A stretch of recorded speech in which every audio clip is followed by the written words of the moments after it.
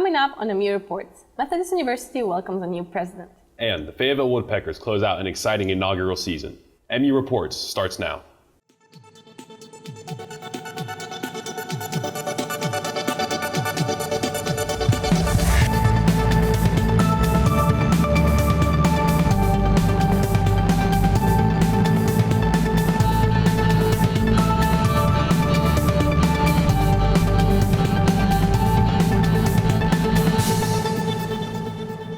Welcome to MU Reports. I'm Yana Marchenko.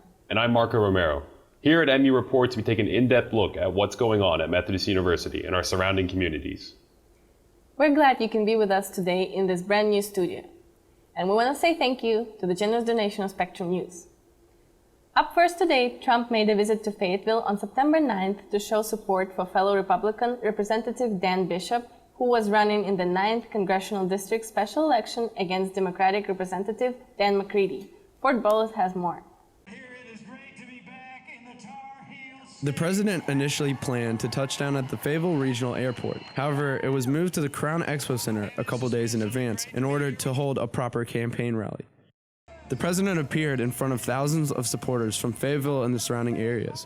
Additionally, overflow attendees watched the rally from a jumbotron outside the Expo Center. It sucks we can't go inside and they let too many people in without tickets earlier, so that's kind of a bummer. The special election was held as a result of allegations of widespread electoral fraud in favor of Republican candidate Mark Harris. The State Board of Elections called a new election which pitted former U.S. Attorney and State Senator Dan Bishop against military veteran and entrepreneur Dan McCready. Bishop is infamous for his lead role in the creation of the controversial Public Facilities Privacy and Security Act, otherwise known as HB 2 or the Bathroom Bill. The bill caused numerous festivals, events, and film production companies to withdraw from the state until the bill got partially repealed. The rally began with Vice President Mike Pence talking glowingly about both President Trump and Representative Bishop. The president took the stage and campaigned to keep America great, supporting Bishop while also furthering his own campaign for re-election in 2020. I guess Dan's speech wasn't so good. We talked to some supporters. What are you all expecting from tonight for the rally? Hype. I always wanted to see a Trump rally. What about Trump appeals to y'all? What do y'all enjoy about Trump? What's gets everything? What they not enjoy? He gets stuff done. Yeah. He's building our country to be better. Yeah. We went through 8 years of Obama, and honestly, if you look at the statistics, you see what he did to our country. And 4 years of Trump, he's already reversing it. And it's not my opinion, it's facts. So that's what I say. My opinion, he's something different. He's new, he's fresh. We're having great economic prosperity right now. Great relations with other countries, despite what people may think. It's just a fresh outlook on political views nowadays. I think the biggest thing for me is his outspokenness. Very confident, not a politician, and it truly has made America great again. Yeah, 4 words, promises made, promises kept. I think he says what he means and he means what he says. He doesn't fool around. Kind of a political wrecking ball, but we needed that. Well, to continue with Christian values, his abortion stance, his conservative judges, his conservative platform altogether. Yeah.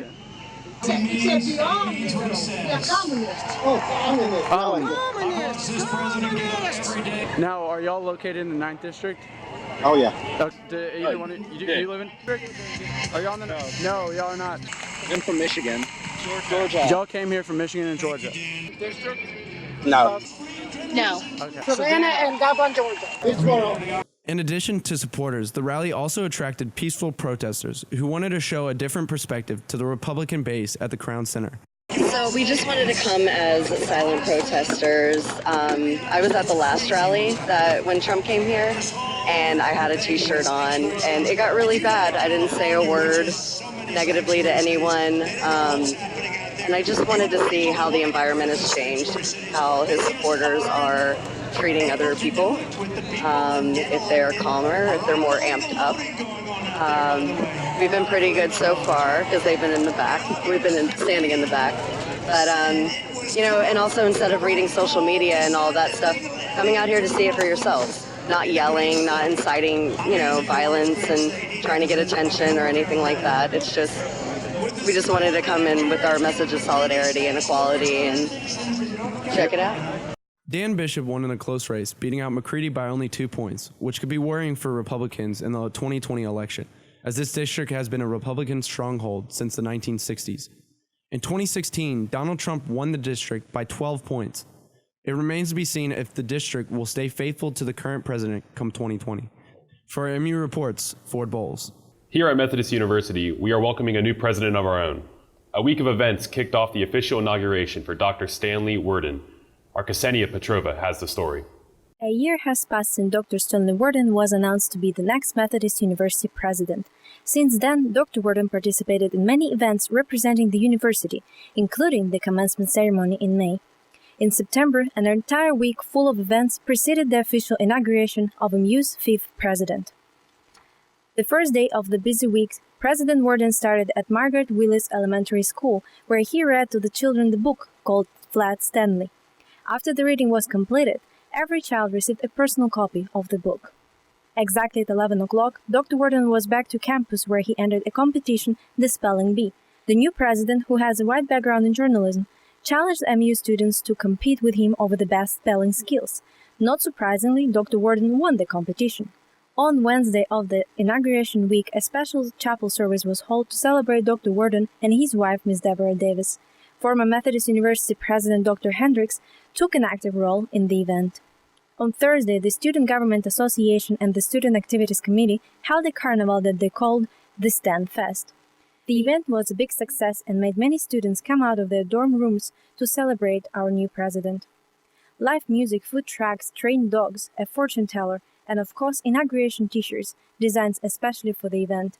All of that created a stress-free atmosphere of joy in the middle of a busy week. The big day was Saturday. Students, faculty, and staff members, and many guests from the outside community came to see Dr. Wearden being officially recognized as the fifth president of Methodist University.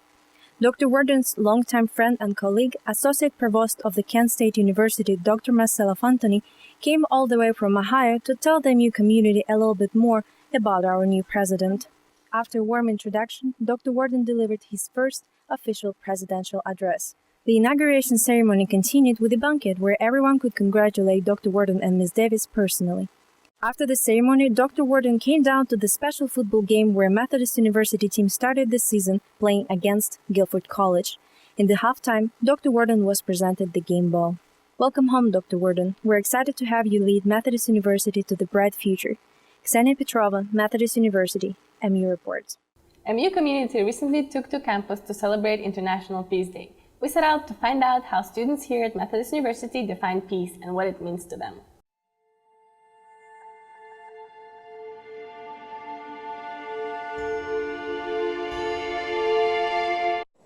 So to me, peace is people coming together to help those who need help, to help each other, and to help the earth.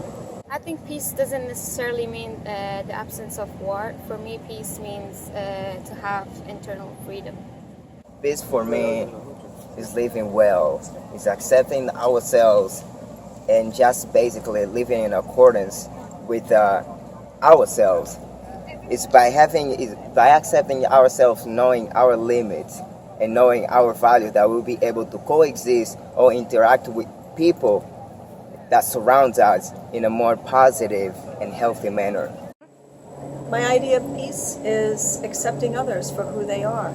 Peace to me would probably be equality amongst all nations, all people, just so that nobody has any disagreements and we all get along as one. When I think about peace, I think about harmony, kind of like a community, everybody working together, you know, even nature working together for the better of everyone, you know, just going hand in hand.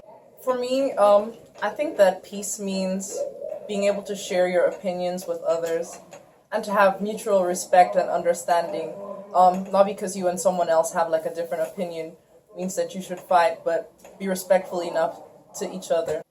Peace is a state of no conflict, little stress, and most importantly, happiness. It's normally internal, and to me it means that I'm stress-free and I'm getting along with other people. To me, peace means being able to live in harmony, to get along with one another regardless of our religious or political differences.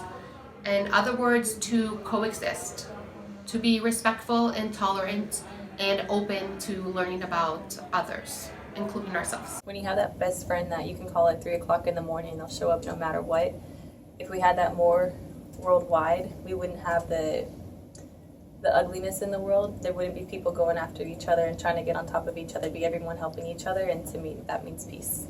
So what peace means to me is when different members of different communities or different cultures can come together and they can agree on certain values and beliefs and live together in one society. They may have different beliefs and views, but at the end of the day, as long as everybody respects each other and can live together in one group, that is what peace means to me. So peace for me has a more of a domestic, I guess, meaning now that I'm a parent, is when my children are not fighting with each other.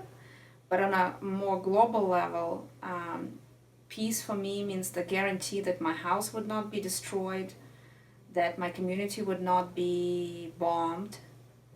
And I think living in the United States, it's an amazing sense of security that this is very unlikely to happen. Tranquility and calm. It's like relaxation, just letting things roll off your back and not really having to deal with the chaos of the world. I define peace as a true freedom to do what is right and not what is convenient, and to have the true opportunity to challenge unethical philosophies without worrying about retaliation. For me, peace, first of all, is understanding and respect between humans. For me, peace is finding a middle ground and respecting others even though they have different opinions and different ideals. Peace for me is love. Peace for me is the light you carry within you and the feeling that you have when you know that all of your loved ones are okay. I think peace is a state of being free and free from worries that would concern a person, and ensuring that our actions don't cause problems to our free actions doesn't cause problems to the people surrounding us. Happy International Peace Day, and one peace to me is that I want to see all people in peace and no war, no fighting, no shooting, and no discrimination. And we all should respect for human rights, and that's what all peace is about to me. Well, I already answered what peace means to me. What about you, Mark? Well, it's a pretty serious question to answer, but I think in simple terms, it's about respecting others and working as a community instead of individuals. Students and their families are stressed out over student debt.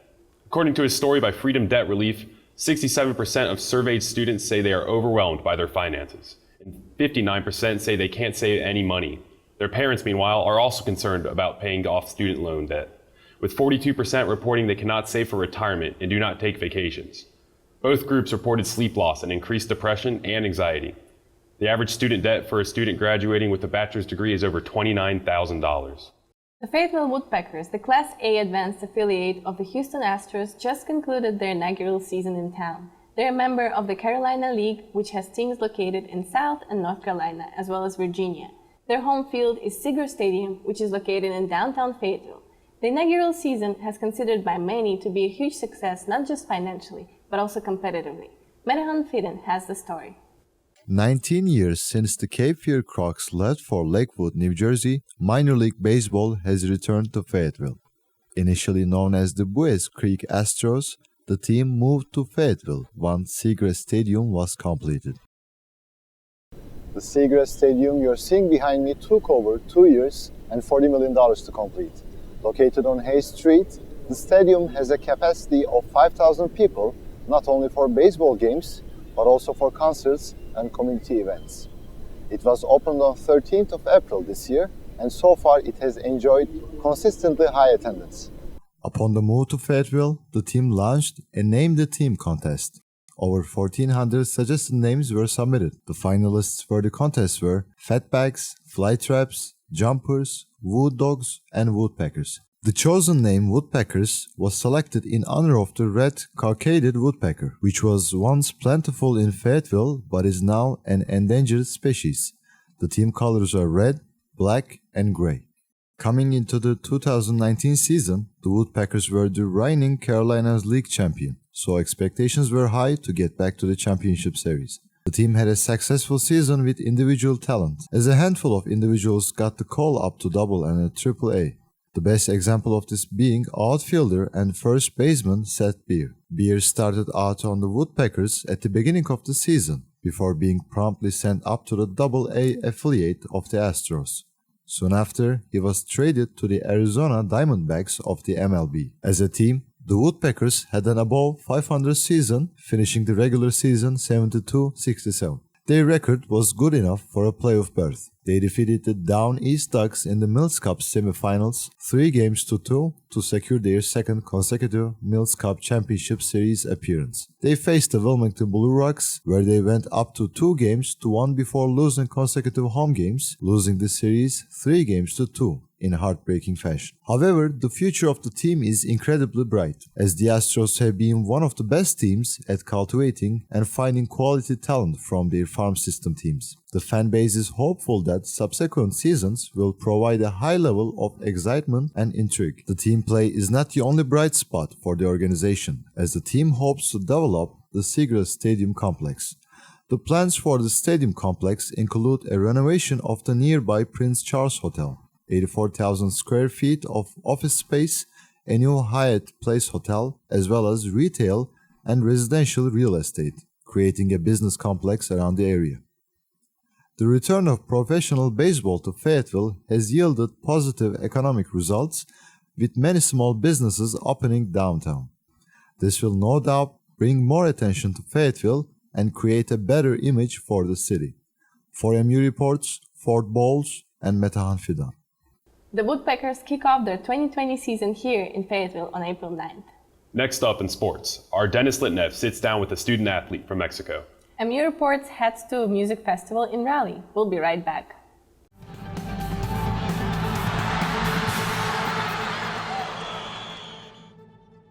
Hello, my name is Dennis Litnev. Let's take a closer look on sport news at Methodist University. The inauguration week of the new MU president, the football team kicked off the fall season with their first game against Guilford College. The game brought a lot of attention and had a good turnout. It was the visiting Quakers that left Monarchs Stadium with a victory, holding off Monarchs 1914. However, following games with Catholic University and Brevard College brought Monarchs success and winning scores of 30-14 and 24-23 respectively. University freshmen Brandon Woolens and Jake Allen have been named the league's Rookies of the Week for offense and defense. Women's soccer dominated, especially in the second half, and defeated visiting William Peace University 2-0 in USA South Athletic Conference action Saturday evening in the Monarchs' annual Play for K game. Methodist has won 7 games and lost just 4, with 1 tie during this fall season. Women's soccer earned a win on a senior day with a dominant 6-0 victory over visiting Everett University in USA South Athletic Conference action. The USA South Athletic Conference on Monday afternoon named Methodist's Laura Harris its Women's Soccer Rookies of the Week. Methodist men and women's cross-country teams recently traveled to participate in one of the largest cross-country meets on the East Coast. The Monarchs placed 19th of 42 teams in the men's 8-kilometer race and 33rd of 39 teams in a women's 5-kilometer event at the Queen City Invite. Andrew Topley and Michaela Lawler led their respective Methodist men and women's cross-country teams Saturday at the Disney Cross Country Classic, as the Monarchs women placed 12th and the men 4th in the meet standings. Cameron Capuzzo improved from 3rd place to the top of the individual leaderboard as Methodist University men's golf B team ran away from its competition in the final round of the St. Andrews Fall Invitational Monday afternoon, finishing with a 17-stroke lead over second place Sand Hills Community College. Methodist Andre Chi and Cameron Capuzzo posted under par rounds Sunday to play their way into the top 10 after the opening round of the 3-day Golf Week D3 Fall Invite at Sandstein Resort. Campus recreation and intramural programs had organized pickleball league, flag football, and volleyball this fall 2019. The games provided students with opportunities to learn skills that will contribute to their social, physical, emotional, and intellectual growth and development. Participants of intramural sports didn't just have fun, but won some prizes. And now we have our special guest from women's tennis team, Luciana Forma. Hello, Luciana. Thank you so much for coming in today. Thank you for having me. So, Luciana, we were really curious about your tennis career. Could you tell us a little bit more about your progress in tennis and what brought you to Methodist? Sure. I started playing tennis when I was 11 years old, and then I knew I wanted to study outside of my country, and I knew I wanted to come to the States, so I posted a video of myself playing tennis on a recruiting page, and the coach here recruited me, and one of the main reasons I came to Methodist was because of their PTM program, because what I want to do after I graduate, I want to work with the tennis industry in the management side, so that's what brought me here. Interesting. So, Luciana, what is your experience so far at Methodist University? I like it a lot. It's been really fun being on a team. It's been really different though of how I'm used to play tennis. Cool. But we had a really good fall tournament. We played against a lot of Division II schools, and it was really fun getting to know all the girls on the team and having some bonding time with them. So, what are your plans for the future after you finish Methodist and PTM program?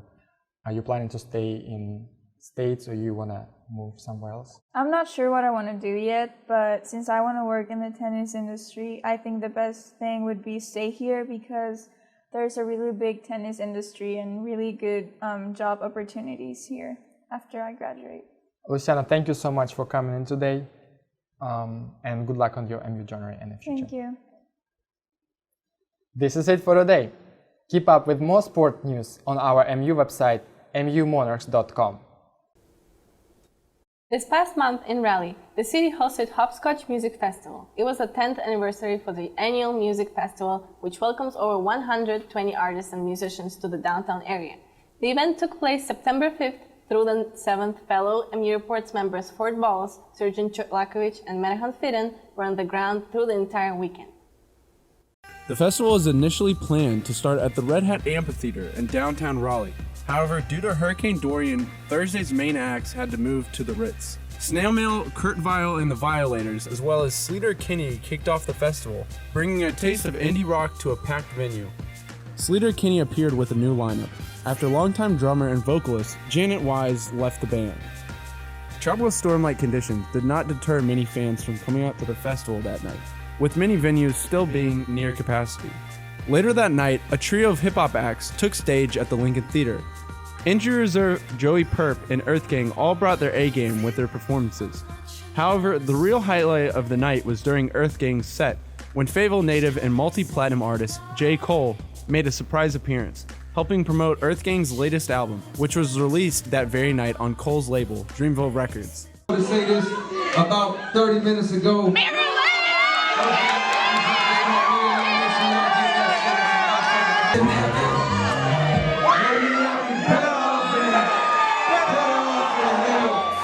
The second day featured a variety of indie and alternative acts, with genres ranging from folk and power pop to electronica and punk rock. At the Poorhouse, Kate Rudy performed a very intimate acoustic set, which included storytelling and audience interaction. In contrast, Grammy Award-winning English artist James Blake brought his unique blend of electronic music, R&B, UK bass, and soul to an electrified crowd at the Red Hat Amphitheater. In addition, the festival showcased its fair share of experimental avant-garde artists, such as Kuzu, Manas, Booker Stardrum, and Pharmacon. With their unique performance art, they managed to both entertain and puzzle their audiences. Later in the evening, folk artist turned indie pop singer Caroline Rose brought her Loner Tour to the Lincoln Theater. Despite the relatively small venue, Rose managed to bring the energy of an arena show with her very dynamic set. The final day of the festival was marked by some of the biggest acts of the weekend. The cult duo Phanagram, who described their music as street beat psych pop, treated the Red Hat audience to an audio-visual feast. They were followed up by Scottish synth-pop trio Churches, who ensured that the Red Hat Amphitheater kept the largest crowd of the festival. Small grassroots venues such as Slim's proved that the punk rock spirit is very much alive on the streets of Raleigh, hosting acts such as Secret Shame and Debt. Austin's very own Mike and the Moonpies showed that country music can still be a lot of fun, with their whimsical Americana flair taking over Lincoln Theater. Penboyer Wales native Kate LeBon brought her folk jazz ensemble to the Fletcher Opera House. Singing in both Welsh and English, she rounded out the festival with a subtle and soulful performance. This year's festival was another success, having something for fans of any genre of music, as well as continuing to bring business to the downtown area establishments. Hopscotch hopes to have another decade of growth and prosperity. For MU Reports, Ford Bowles, Medahan Vadan, and Sir John Chalakovich. Finally today, a Texas man about to get married found an interesting way to pay for his fiance's ring in the reception hall. He robbed a bank. Heath Bumpus robbed the Citizen State Bank in Groveton, Texas. The 36-year-old threatened a bank cashier and said he had a gun before demanding cash. Bumpus told the employee that he was getting married and needed the money for the wedding the following day. He then took off with the stolen cash when he received a call from his fiancée, who he was due to wed the next day. His fiancée said she saw surveillance video stills of her husband-to-be robbing the bank that police had posted on Facebook. She managed to persuade Bumpus to turn himself in, and he confessed to the authorities in Houston soon after. I guess that's true love. It's one way to pay for a wedding. That's all the time we have for this first edition of MU Reports. Join us back here next time for more in-depth coverage of news that matters most to the Methodist University and the surrounding communities. From all of us here at Methodist University, have a great day, Carolina.